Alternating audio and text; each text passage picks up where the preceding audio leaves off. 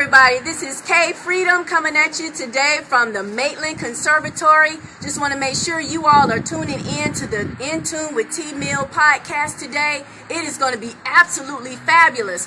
I am on the show talking about poetry in the Huntsville community and all the work that I do with Word Express. And I have brought this special guest, Mr. Lance Brazelton, who is the author of this book, What Daddy Didn't Know. He's a poet as well as a young author, and I really like for you all to tune in to learn more about what he's doing. We've also got the Simster, Marcus Sims, DJ of WJAB, who is going to be bringing in his crew, the Alabama A&M Poetry Club.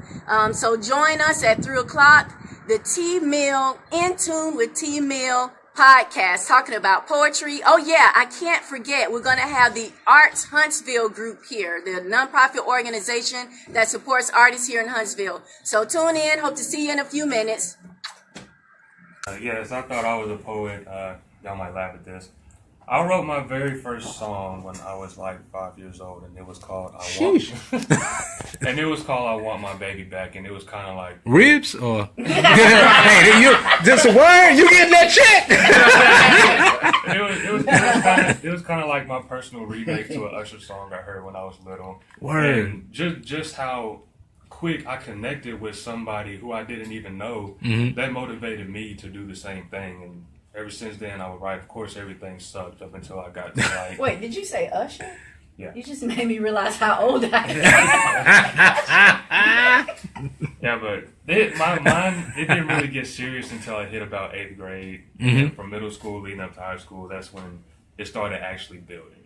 Wow. I also want to talk about Lance with your book now. Now, tell us the name of the book again. It's titled What Daddy Didn't Know, Letters of a Fatherless Child. All right, so I'm assuming there's going to be about 5-10 more chapters because there's going to be a lot more that Daddy don't know. Yes. You know, just speaking as a father, I'm just saying, it's a lot that we don't know. So I know that there's more chapters coming. It's going to be like, I don't know, man. It's going to be crazy. It's going to be like Harry Potter, 40 volumes. But tell us about, and you said it's a collection of poems. Right. So tell us about that. The story behind it of why it's so related to poetry is because it's out of the inspiration of poems I wrote throughout my childhood. What I did is I took 33 of the best poems and songs that I ever wrote. And something that I never done before was to go back and write my inspiration for why I wrote that poem. I wrote out the time frame of which I wrote it, the date, what was going on in my life, what was going on with my family, what was going on with my relationship with females. And after doing that for about 33 different poems and reading back, and reading the poem, getting a vibe from the poem, and then reading something that brings it together, it felt like I was reading a book. So, So I just chronologized it and put it in chronological order, and I titled it What Daddy Didn't Know because that was actually the name of one of the pieces. And after doing research on fatherless children in general, I came to find out it's like 24 million people in the world growing up in this same situation, according to the United States Census Bureau. So I felt like it was an unspoken obligation for me to take that and use it as a way to connect with people, to show people a positive light on a negative situation. And it's all out of the inspiration of poetry. And again, that number, that census number, we got to know that it's got to be more than that. Because again, I could think of maybe 2 times that I ever saw the census folks come by and actually knock on the door. Thought it was Jehovah's Witness, but it was somebody else. I didn't know they existed. So now, is the Baby Back Rib poem one of those poems? No, it's not. Okay. I just wanted to make sure, because, all right. So now, what's been the response so far since the book has been out and feedback that you've got, from the book? I've gotten positive feedback from...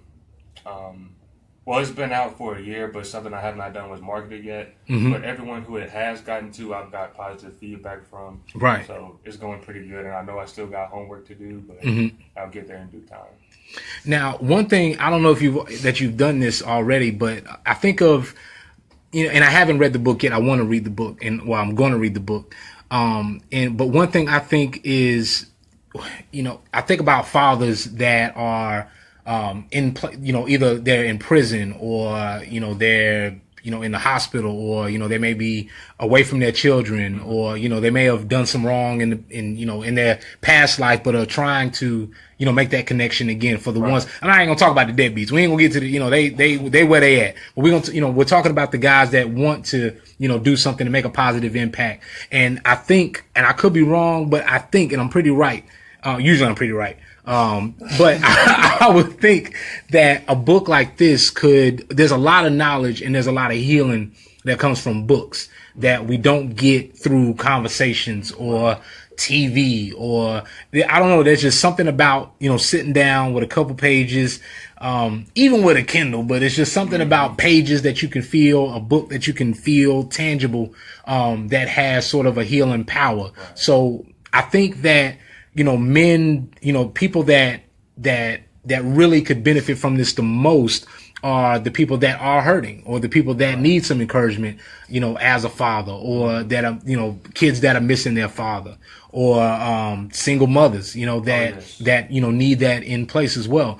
So I say that to say, what, of all the poems, would you say that there's, one or two that sort of that are popular amongst people, something that kind of sticks out to most people that they relate to?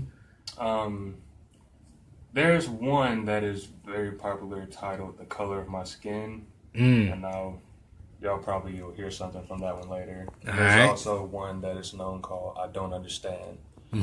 Those are probably the two most popular ones at the moment. So cool. And when you say, okay, well, one thing is with the title, and this is what's striking me so much with the title, is that there's a lot that we don't know. Talking about fathers, there's, things that we didn't learn from our father or for our mother that we learned on our own. And then there's things that we learned by mistake. And then there's things that we learned just doing it the way that we wanted to do it. But just like we were talking about with poetry, you just have to do it. You might get it wrong. You might get it right. It might turn out better for somebody else, but it's the fact of doing it and following your heart. Of course, don't jump off the building because, there's gravity. So there's things that we're going to do and that we're going to get wrong, but there's also those things that we have to try. And I think a lot of times as fathers, they don't have the support to be, courageous or to try things or to do things their way. So they feel like I have to get a job doing this, and I have to be a father like this, or I have to be a father like that. So I think things like this with this book, and then with a lot of other resources, they provide that context to say, hey man, it's okay to do it this way. Or when you see someone that you can relate to, or you read about something that you can relate to, then it sort of gives you a lot more permission, or a lot more encouragement, I should say, to do it. Well, can I add on to what you're saying? Absolutely. It sounds like what we're trying to get to here. Do you think that this book, that your audience is fathers or fatherless children, or both? Do you think this is something that would help a father who wants to connect with his child? Would this be an aid in some kind of way? I would say yes. The reason being is because the entire thing is from the perspective of a fatherless child, so it gives insight on exactly how fatherless children think, and that goes into a lot with what single mothers have to go through. And I also, my intended audience also involves fortunate fathers who have their children under the same roof as them, to encourage them, hey, you need to stay present in this child's life and never leave your seed unattended, because if you don't, they're going to grow up wild, and then, they're going to grow up wild. Yeah. So it gives them a perspective all around. And again, another perspective and another reason why I think even fathers that's in their kids' life is, often I do. Actually, I did it today. I'm just thinking about it. I like to provide context to my kids about why this is this way, so even though they may have, but even though they have a father and a mother in their life, I also want to show them, the children that don't have a father and a mother in their life, to show them, hey, this is what I want you to learn from. You got to see both sides of it. Otherwise, you're only going to know one way.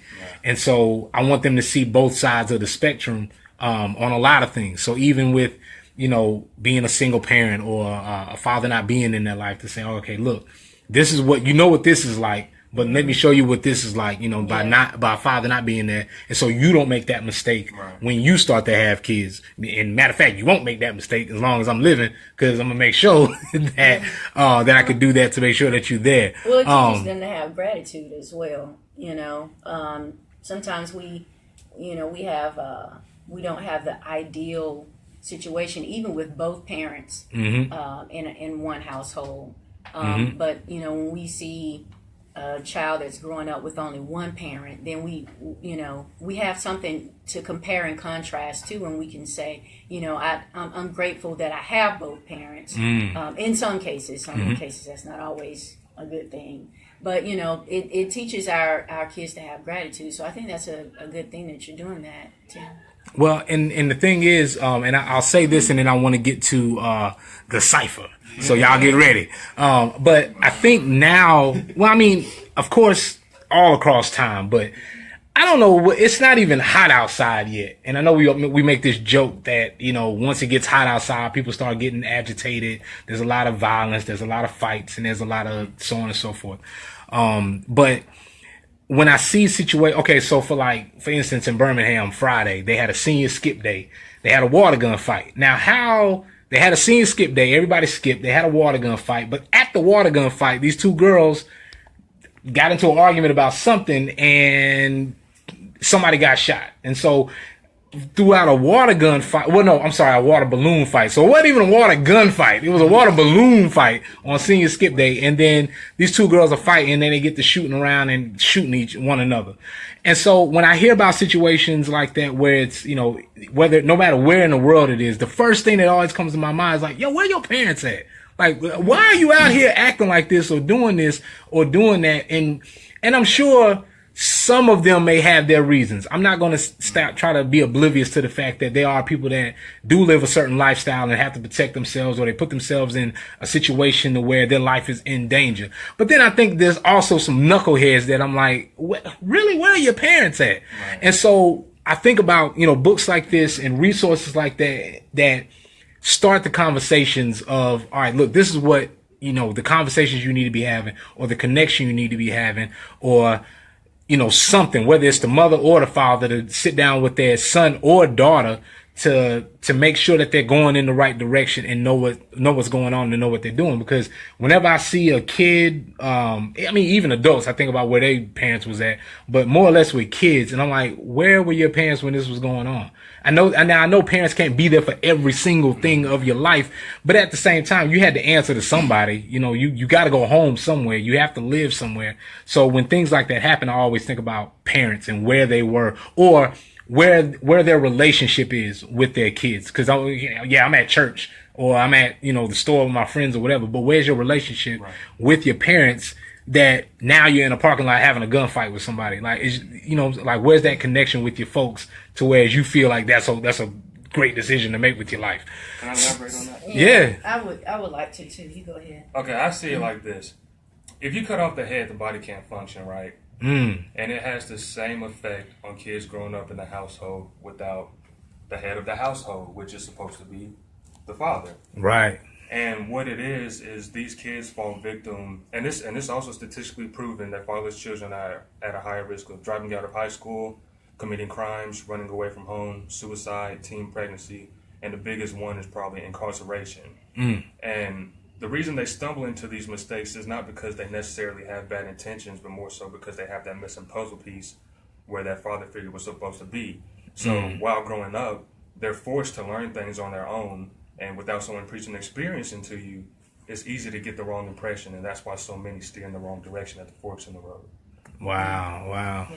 Yeah. I want to add on to that, and this is the reason why when you asked if we wanted to bring a guest to the show, I invited Lance. Absolutely. So, we've got this social problem with children growing up without their father, in some cases mothers, and just a whole host of things going on, with divorce and marital disputes and just talking to some people, some crazy things going on in some family situations. Right. We've got a group of kids that are, have all of this confusion around them, and they don't know, or they don't have a place to express how they feel. Just like these three actually have just said, and poetry is an outlet for them. Right.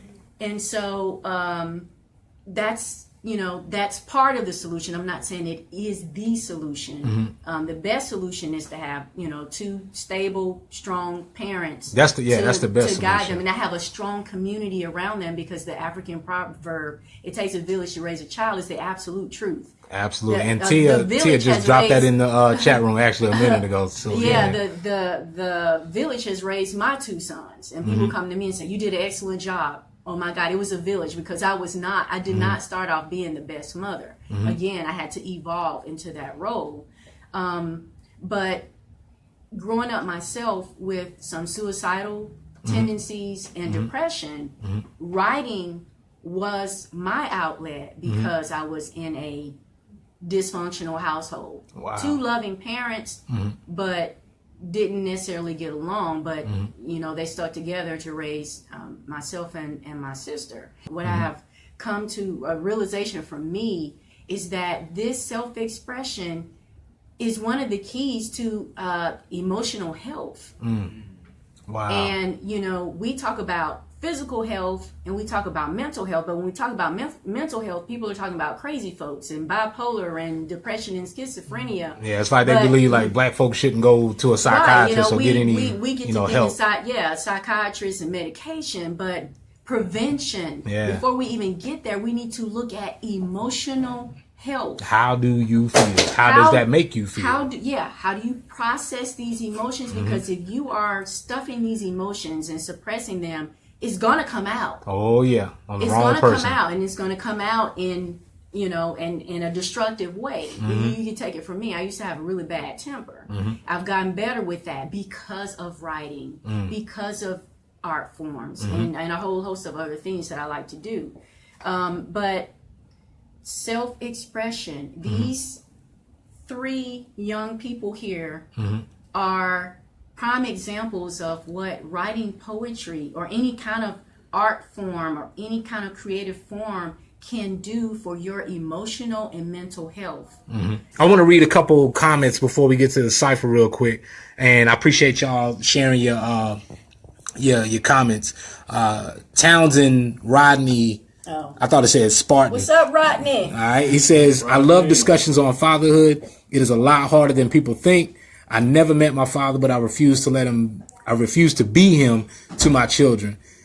Tia says, what up, Tia? She says, it starts at home when we were talking about parenting and why kids are acting rambunctious. It starts at home with the parents, but it takes a village. We as adults are failing children, point blank, period. I put the point blank in there.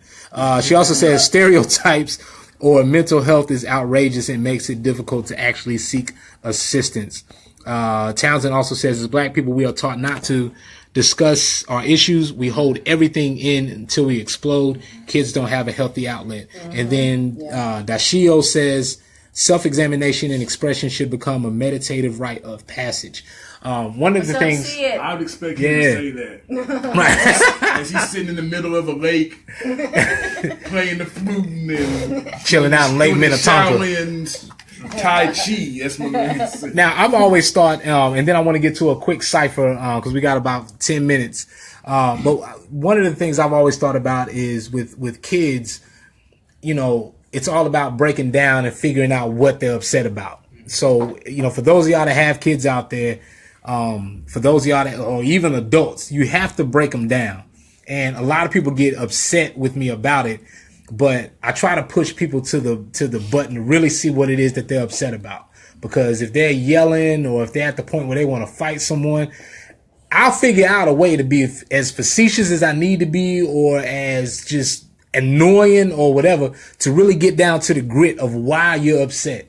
And then once we get that, then I'm like, all right, that's what you're upset about. You're not upset about this, whatever the reason is that you're fighting or whatever the reason is that you're doing this. It's a whole nother reason. So when kids are acting up in school or adults that are acting up for whatever reason, And just my thinking, sometimes it's something else. And then you have to find out what that is to figure out why it is that they're acting out. So sometimes you just got to break them down to be annoying. Keena, what up?